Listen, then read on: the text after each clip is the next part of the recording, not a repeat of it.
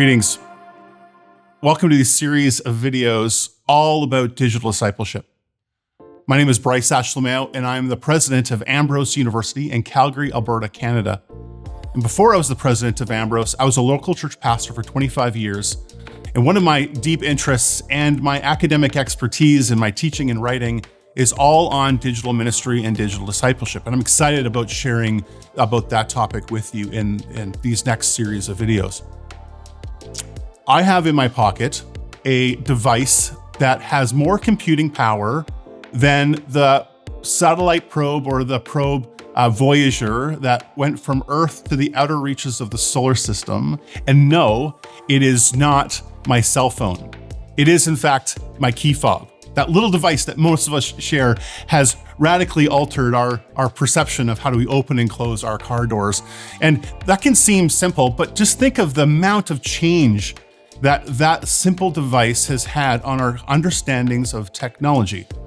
It just shows the expansive change in society over the last number of years. And oftentimes we're not quite sure how to interact with that. We're not quite sure how to kind of think through how do we use technology in an effective way. And so oftentimes we're susceptible to questions about technology, like, for example, can you have online relationships with digital technology or social media, for example? And people can make all kinds of accusations that no, it's not possible to have online relationships. They're not real, or they're virtual, or somehow they're fake. All of which I think we can recognize that isn't quite true. When, for example, if you have a spouse and they're having an online affair with somebody, we wouldn't say that that's not real, or somehow that's not something that's of a concrete value. In fact, we would say that that would be having an affair with somebody.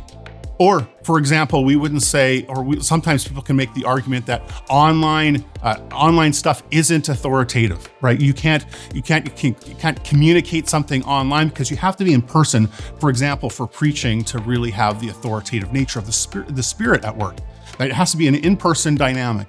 And then we can forget that the Apostle Paul would have used the epistles that were then shared around like letters in the church, all of which were held and understood as having the same authority as Paul himself preaching.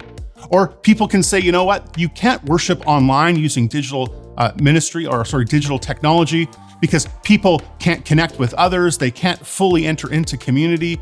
And of course, I was cautious people that you have to be careful that you don't somehow compare the best of in-person with somehow the worst of online, because we all know that similarly with online discipleship or even online church, people come late, people don't give, people don't volunteer, both in person and online. And yet I can still share stories with you of people who have embraced online ministry and discipleship and worship in their churches, who give faithfully, who serve faithfully in their church, etc., all of which are possible when it comes to digital or online ministry.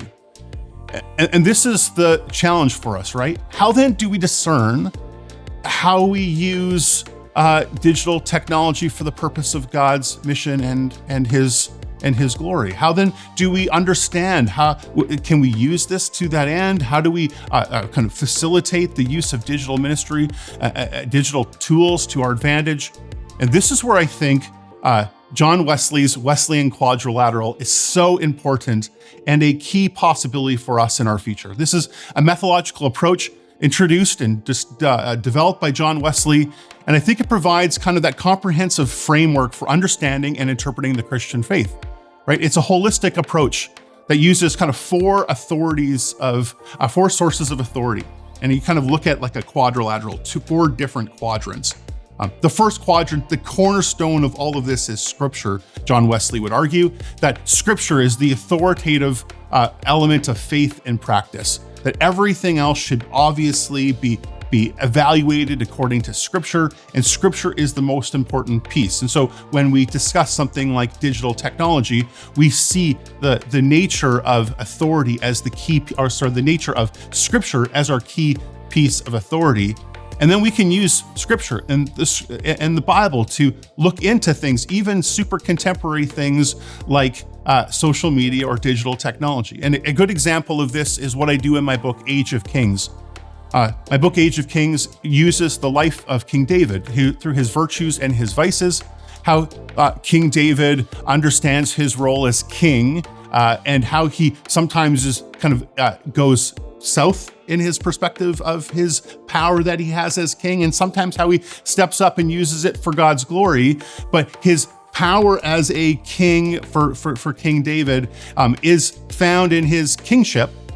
But I make the argument that the nature of digital technology now gives us all the powers of a king.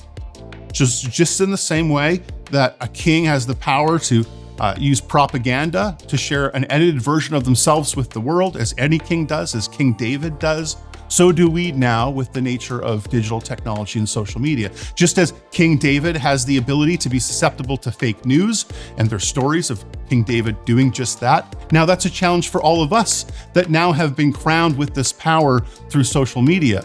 Or just as King David has the challenge with saying yes to basically any kind of sexual temptation with his power as king, as we see in the story of David and Bathsheba, now that's all of our challenges. With just a click of a button or a swipe, we too have all of those same powers. And so the scriptures become very relevant for what does it look like to live and walk faithfully in this new social media digital era. This nature of scripture is really important, this cornerstone of that Wesleyan quadrilateral. But there's three other quadrants to that. The next one is reason, this sense of what does it look like for us to reason together, what is true and logical, and how do we understand social media in a way that recognizes logic in how we understand things. And this nature of learning how the church has kind of used logic in this intellectually honest way is key for us in understanding and evaluating technology. And then history and tradition is key. This nature of using history in the kind of the nature and practice of the church to recognize the commonality of the past and the accumulated wisdom of the church is key. It learns from how the church has historically responded to societal challenges and changes when it comes to technology. We'll talk about this in a later video, but how the church has used and understood technology with the printing press, for example, or with radio, or with the organ, and how that change can teach us how to use kind of new technologies into the future. So this sense of scripture and reason and history and tradition, and then finally experience. This nature of our personal and collective experience of God's presence and work in the world. Experience we don't see as the cornerstone of this, but it can validate the truth of scripture and tradition through lived reality in all of our lives, all of which are important as we think through and evaluate both theologically, both historically, and both practically and through experience, how we use new technologies like digital technologies for the sake of God's mission, for the sake of discipleship, into the future in the world. So in the following videos, we'll unpack that together. We'll look at scripture and reason, we'll look at history, and then we'll look at tradition together through all of these quadrants in the Wesleyan quadrilateral as we develop and think through a way to think and reflect on and then live out in practical experience in the church. How do we use digital means for the discipleship? So join us in these series of videos as we explore this together.